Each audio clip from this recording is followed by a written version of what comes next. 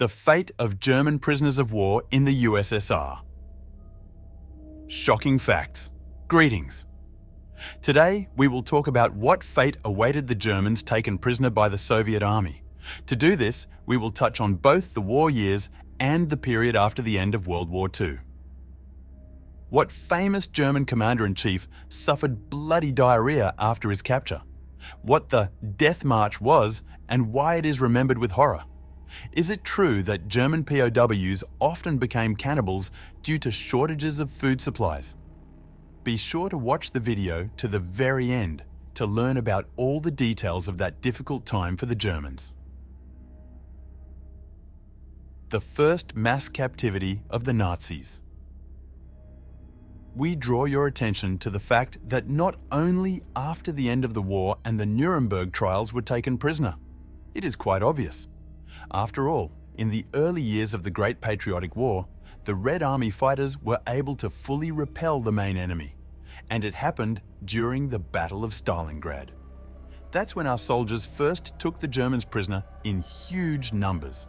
So, according to statistics, at the beginning of 1943, there were more than 150,000 people in Soviet captivity. Whereas after the victory in Stalingrad, the USSR Army captured 89,000 Germans. Also, Field Marshal General Friedrich Paulus was taken prisoner. It was he who commanded the 6th German Army, which tried to capture Stalingrad. As a result of such a defeat, the health of the German commander significantly deteriorated. Severe weather conditions also had an impact. That is why, in captivity, Paulus was tormented by bloody diarrhea. It is important to note that the fate of prisoners of war was decided by a special unit of the USSR, the NKVD. In addition to Germans, allies of Nazi Germany were captured: Hungarians, Romanians, Austrians, Italians, and others.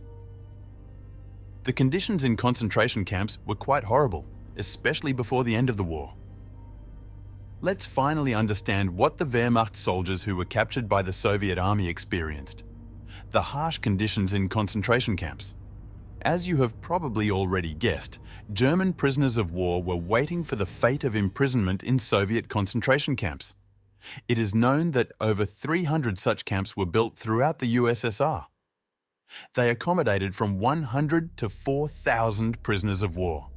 For especially serious crimes, a prisoner of war was shot practically on the spot. But before that, it was necessary to collect the evidence base.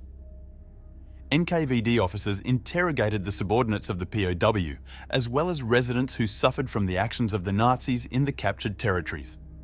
Those who remained alive awaited harsh living conditions in concentration camps. And not everyone survived in such inhumane places.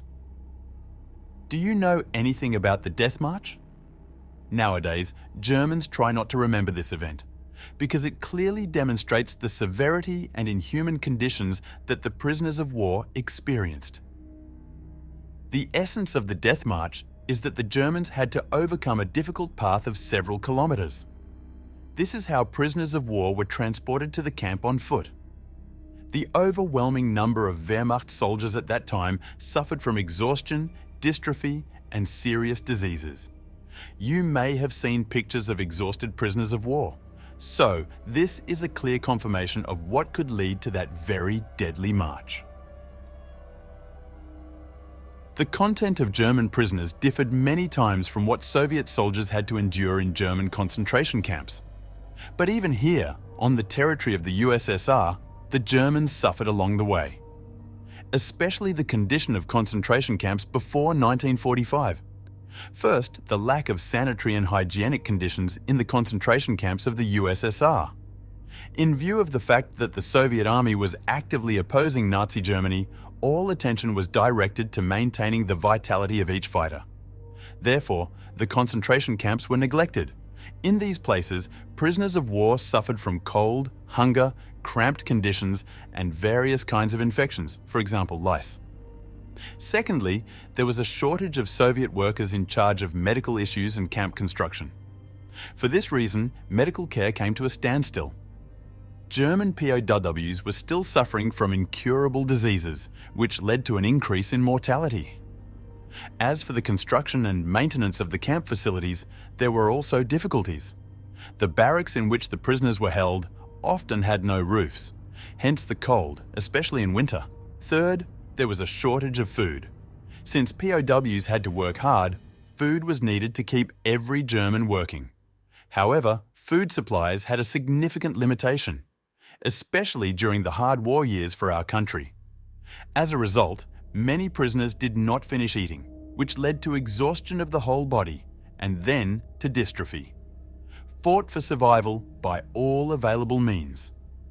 The question arises, how to survive in such inhuman places, where death awaits at every step? Of course, to fight to the end, and by all available means that can be adopted. That's what German prisoners of war did.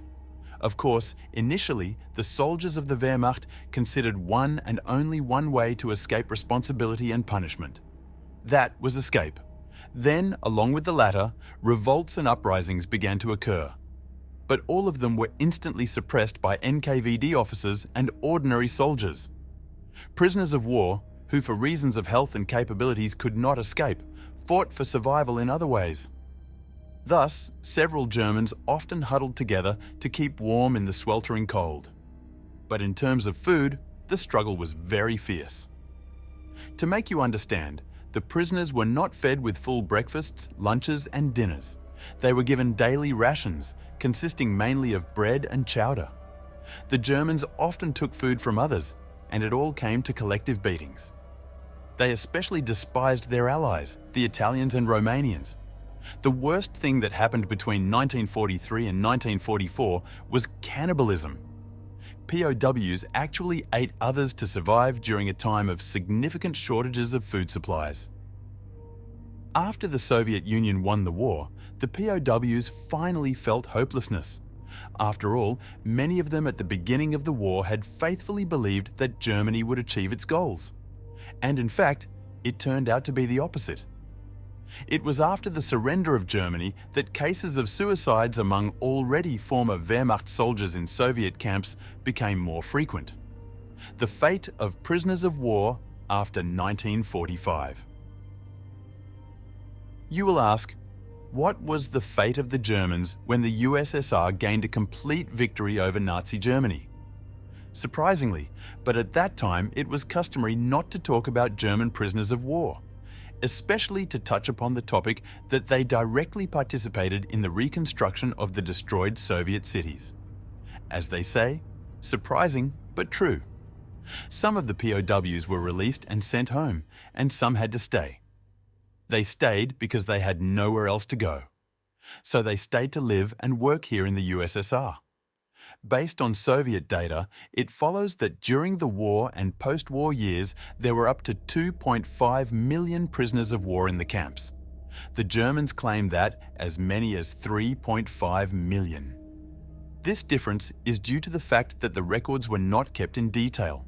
In addition, the Germans often claimed that they were of a different nationality, in order not to denigrate the honor and dignity of defeated Germany. In total, more than 580,000 Germans died in Soviet camps. Conclusion. Thus, German prisoners of war faced a number of negative consequences in Soviet concentration camps, from habitual diseases and malnutrition to forced death in unrealistic conditions of existence. And all because of the fact that the USSR primarily cared about the Red Army fighters who sought only one thing: victory over the enemy.